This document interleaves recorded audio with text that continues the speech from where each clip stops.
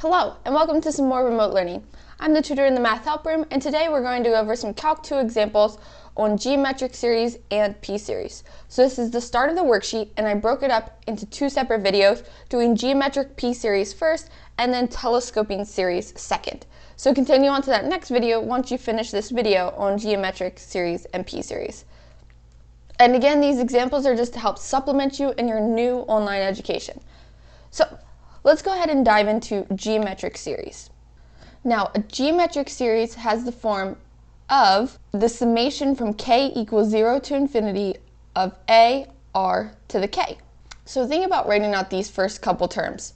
If I plugged in a k value of 0, that would be a times r to the 0, which is a times, well, r to the 0 would be equivalent to 1, so I would just get a.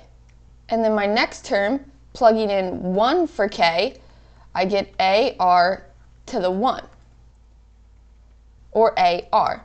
Then I'll plug in a k value of 2 and get ar squared.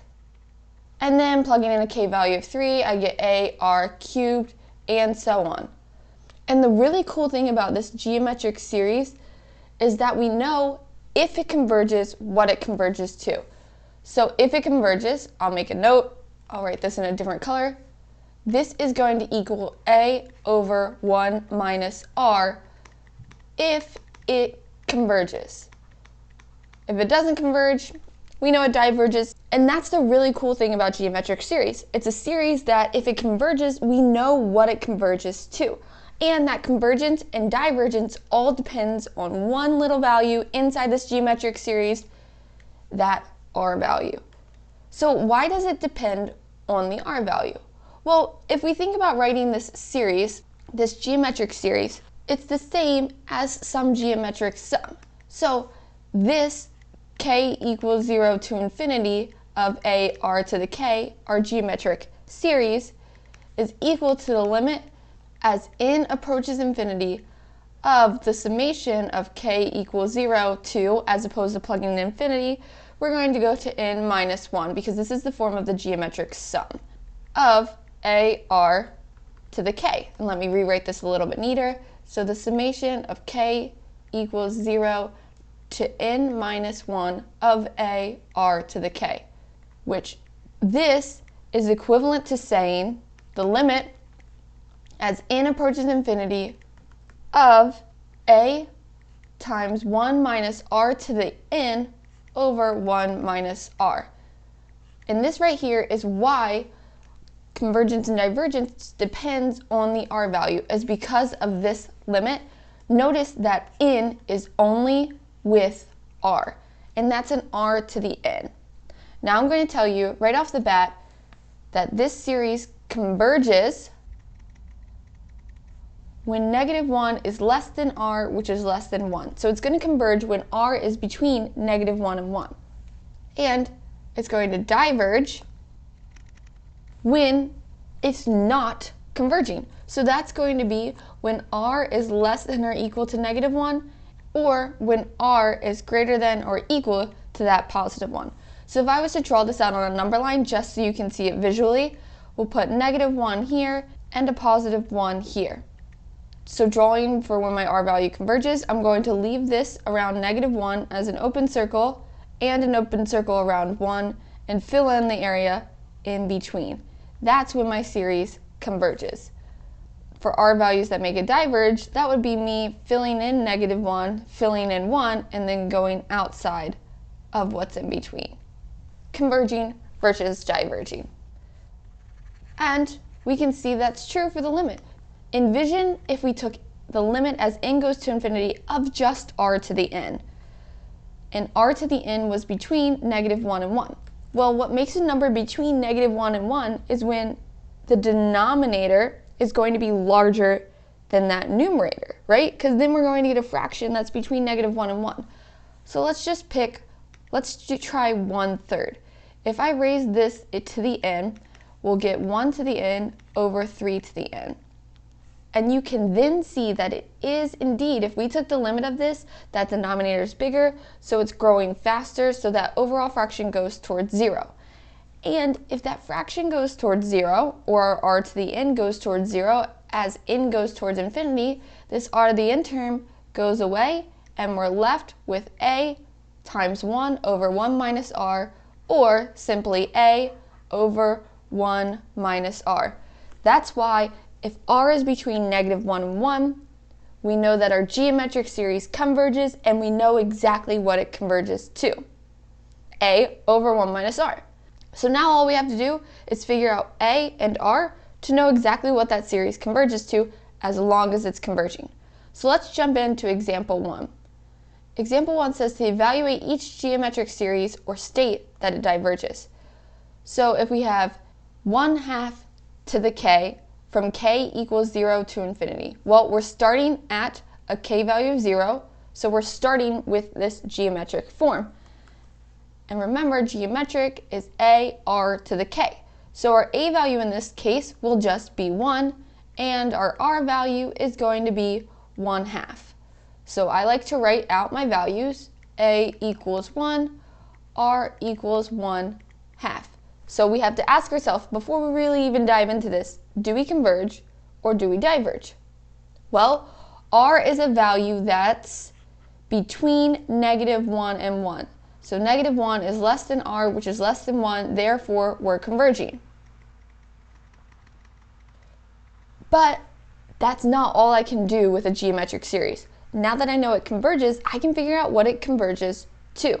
And remember, that's going to be a over 1 minus r. So a over 1 minus r is going to be 1 over 1 minus 1/2, which is this 1 over, well, 1 minus 1/2 is 1/2, and 1 over 1/2, flipping that fraction, is going to be 2. So it converges, and it converges to that number 2. And just to re-explain real quick what it means that it converges to a number, that means if I actually took this series, so let me go ahead and rewrite it for emphasis, k equals 0 to infinity of 1/2 to the k. If I took this series and added every single value up all the way up to infinity, so I plugged in 0, I got 1/2 to the 0, which is 1. And then I added 1/2 to the 1, which is adding 1/2. Then I added 1/2 to the 2, increasing my k value to 2 to get 1/4. Then I added 1/2 to the 3rd, increasing my k value to 3 to get 1/8, and so on. If I did this all the way to infinity, which would take me essentially my entire lifetime, it would equal 2. We know for a fact what adding all those numbers up equals, which is pretty neat. So let's go ahead and go on to B. Now B is a little different because we're no longer starting at a k value of 0. But in order to be in geometric form, we need to start at a k value of 0. We can clearly see that this is a geometric series because we have some r value to the k and really not a lot else going on. So we got to figure out how to get that a value. But before we even get the a value, let's make sure this series converges. Well, we can see from our series our r is whatever is raised to the k. So what's raised to the k is this 1/2. So we ask ourselves, if r equals 1/2, are we converging? Well, r is between -1 and 1, therefore we are indeed converging. So this is a geometric series that converges, but we don't know what our a value is. Because if I said, oh, well, there's a 1 here, a is equal to 1, that's going to be wrong. Because a is not like 1 in part a, because in part a, we started at an index of 0. So real quick, if we scroll back up to the definition of our geometric series, when I write out my terms of my series, my first term is always a. No matter what happens, when I plug in whatever k value index I'm starting at, that's going to be my a term. So in order to get a, all I got to do is plug in 4 for k. So my a value is going to be 1/2 to the 4, which is 1 over 16. So 1/16 is my a value. Now some of you are probably thinking, it can't be that simple to get my a value. I can't just take my starting index and plug it in. But if we wanted to look at that pattern, if we plugged in k equals 4, we got 1/16, and then we're adding that to plugging in a k value of 5, well, that's that 1/2 to the 4th, then multiplied again by itself, because this would be 1/2 to the 5th. So there is my AR. And then we'd have AR squared, which is 1/2 to the 4th, because that's my 1/16, times 1/2 squared. That's going to be 1/2 to the 6th. So you can see I'm increasing my k values, and I still have my a, and just for my r value, that exponent's continuing to grow. So if I was to write out each of the terms, you could see a, AR, AR squared, AR cubed, and so on. The other way I like to think about this is just switching our index, right? So we know that geometric form has to start at a k value of 0. And this is going to be more work than just simply plugging in your starting index value to get your a value, but I just want to show you another way just so visually you can comprehend what's going on. So if we have the summation of k equals, well, right now we have a 4, but I want to change this to be 1/2 to the k, where k starts at 0. Now, if I take away 4 from my index and start this at 0, I gotta add 4 back with my k. So because I took 4 away from within my index, I'm going to have to add it back in with my expression. And if I was to rewrite this expression, I'd get k equals 0 to infinity of, I can split these exponents up.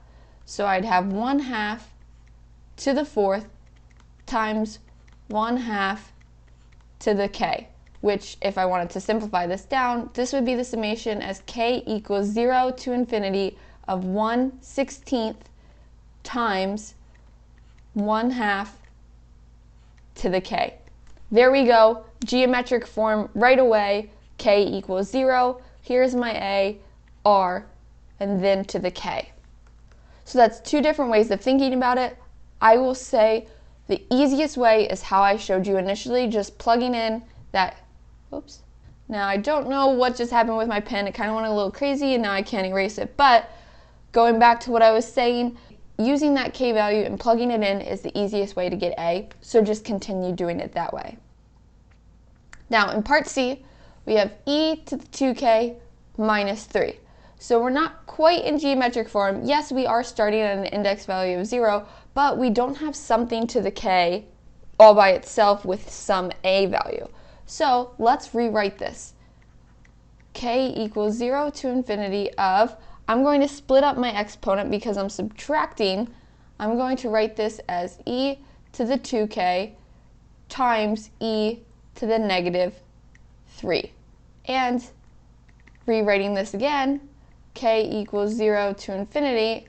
First of all, now the only values that's with k is my e to the 2k. But that's not something to the k, that's something to the 2k. But I can rewrite that exponent to make it something to the k. And that's going to be e squared to the k. And this e to the negative 3rd, I can write as 1 over e cubed. So right away, we know that this does what? Just look at that r value. What's that r value? It's going to make it diverge because r is a number that's greater than 1. So r is equal to e squared. As you can see, I'll go ahead and highlight that r because r is what's raised to the k. And because r equals e squared, which is greater than or equal to 1, we are diverging. And it's kind of nice when we get a geometric series that diverges because as opposed to now having to do a over 1 minus r and stuff, we just say it diverges and move right along. And that's where we're going to move into D. Well, we're not starting at an index of 0, so we're going to have to plug in 5 to solve for a. But before we go plugging in stuff and solving for a, let's see whether we're actually converging or diverging first. Because if we're not converging, we don't even need our a value to figure anything out because we're just diverging. But if we do converge, we need that a value. So I always try to find my r value first and then decide if I actually really care about that a value. So we have 4 times negative 1 over pi to the negative k. So let's go ahead and rewrite this real quick. So I'm going to have the summation from k equals to infinity of 4 times negative 1 over pi, and I'm going to bring this negative k into both my terms. Now when I have a negative k, I need to flip that in order to make it a positive k. So I have 4 times, well, this 1 raised to the negative k is then going to go into the denominator as a positive k. So I'm still going to have this negative, but now I'm going to have 1 to the k in my denominator, and this pi to the negative k, I'll move that up into the numerator so that I can rewrite that negative exponent as a positive exponent. So now I'm going to have pi to the k. So rewriting this, we get the summation from k equals to infinity of 4 times, well, I can pull that k out to leave me with a negative pi over 1, which is just going to be negative pi, and that's raised to the k. So do we even care about our a value for this problem?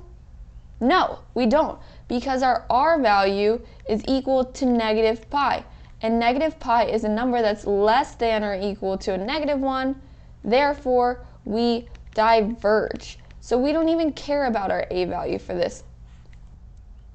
Now moving on to our next type of series, we're going to go over a p-series.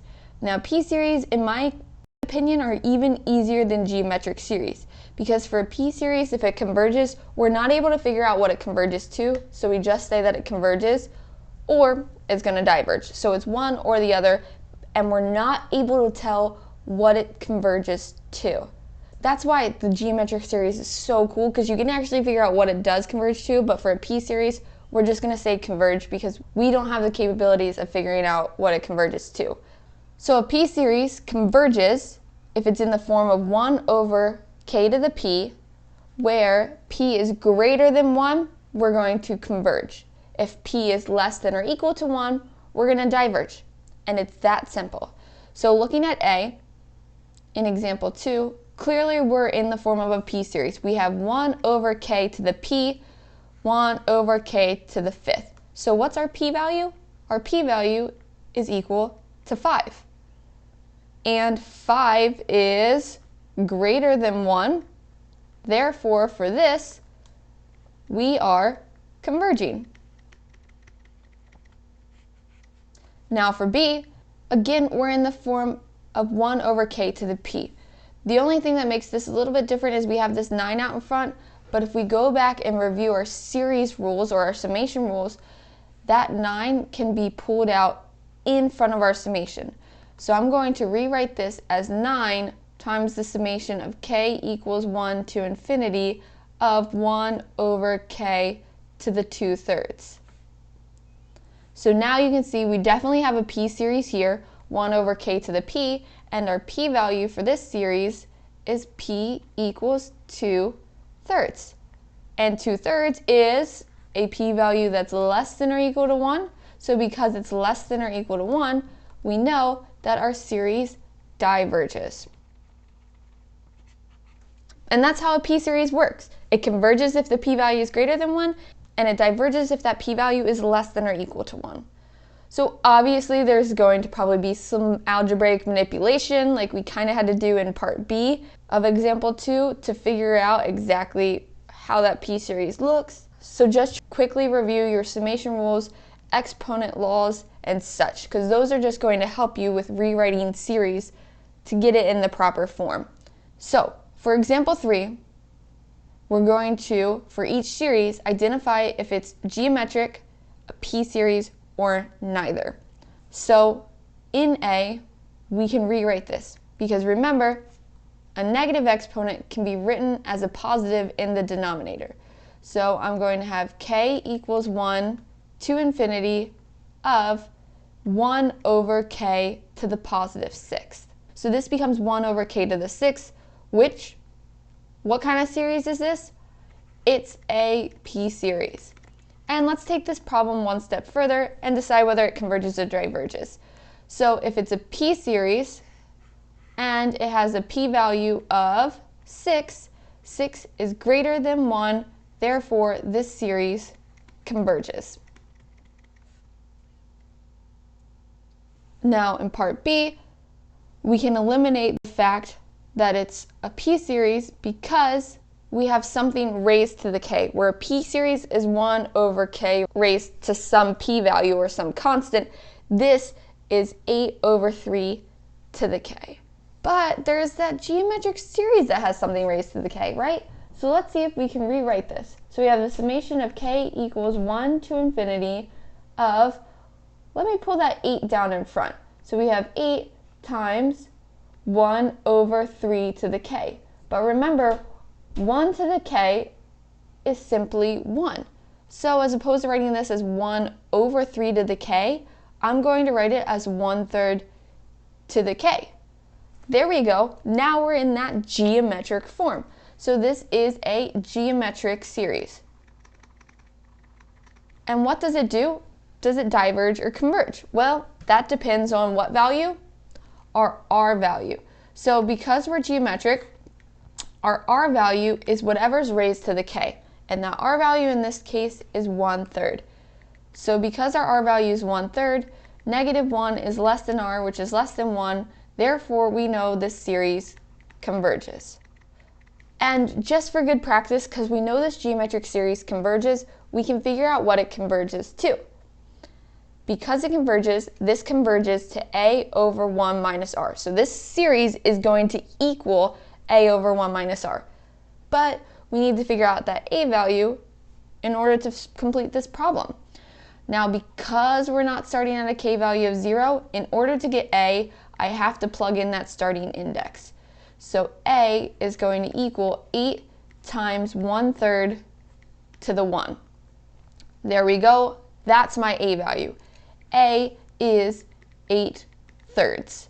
So now, if I was to figure out what this converges to, I'm going to do a over 1 minus r, which equals 8/3 over 1 minus 1/3. So 8/3 over 1 minus 1/3 is 2/3. So I'm going to flip that fraction, so it's going to be 8/3 times, so as opposed to dividing by that fraction, we're going to multiply by the reciprocal. Keep the numerator, change our operation, and flip the denominator. Keep, change, flip. We're going to do 8/3 times 3/2, which the 3's cancel out. 8 divided by 2 is 4. So this converges, and it converges to 4. Now in part C, we have 1 over the square root of k raised to the 9th from k equals 1 to infinity. I'm leaning towards p-series on this one, but I don't really know what my p-value is. So let's go ahead and distribute that 9 through. So if we take the summation of k equals 1 to infinity of 1 to the 9th over the square root of k to the 9th, well, we can rewrite this as, let's go from k equals 1 to infinity of 1 to the 9th is going to be 1, and the square root of k raised to the 9th, well, remember the square root of some number, or the square root of something, is that raised to the 1/2. So we have k to the 1/2 raised to the 9th. So what I do is I multiply these exponents. So as opposed to writing that as k to the 1/2 to the 9th, I'll write it as k to the 9/2. 1 over k to the p. So our p value in this case is 9/2, and 9/2 is a number that's greater than 1. Therefore, our series does what? Converges. Let's move on to D. In part D, we have 1 over k to the -3. So it looks like a p-series, and we have a p-value that's less than or equal to 1. So our p-value is a -3. -3 is less than or equal to 1. Therefore, this series diverges. Now, if we saw this negative exponent and flipped it up, we would get the summation of k equals 1 to infinity of k cubed, which logically, this is also going to diverge, because think about plugging in 1 and then 2 and then 3 and 4, we'll get 1 cubed, 2 cubed, plus 3 cubed, plus 4 cubed. We keep adding terms that are getting bigger and bigger and bigger. So obviously this is going to diverge. And you're going to learn, probably in the next video or two, about the divergence test, which allows us to just take the limit of this and see what happens as it goes towards infinity. And as long as that doesn't equal 0, it diverges. So taking the limit of this, it's going to go towards infinity. That doesn't equal 0, so it diverges. But you'll learn about the test in a later video, or if you're using this as a review, you should already know about this test, so this should make sense. All right, now let's go on to E. Right away, E is a bit of a mess.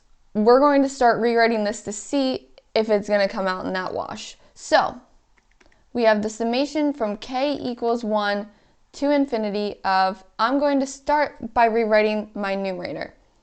So negative 1 to the 2k, I'm going to distribute this 2 in first.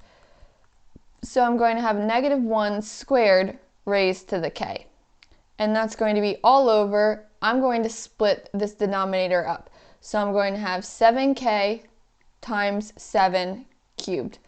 And this, all that I'm doing is using exponent laws. So if you're confused at any part of here, go back to one of my earlier videos and just review basic exponent laws.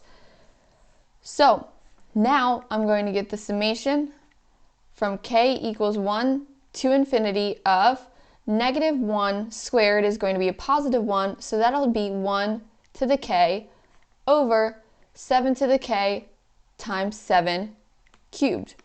What I'm going to do now is I'm going to rewrite this because I have 1 to the k over 7 to the k, so I'm going to pull that out. So I'm going to have 1 over 7 cubed times 1 to the k over 7 to the k, but 1 to the k over 7 to the k is 1 over 7 to the k. So what does this look like? It looks like a geometric series.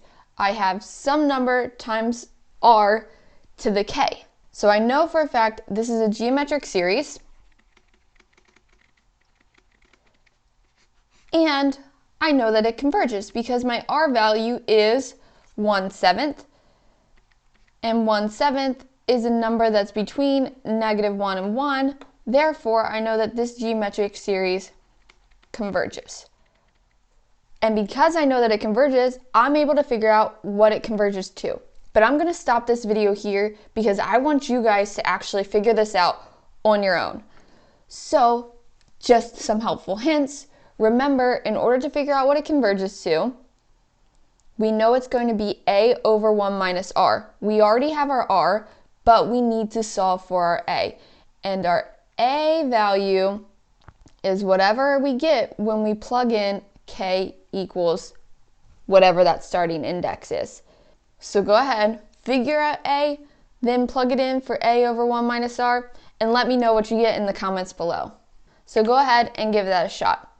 Good luck and stay tuned for the next video.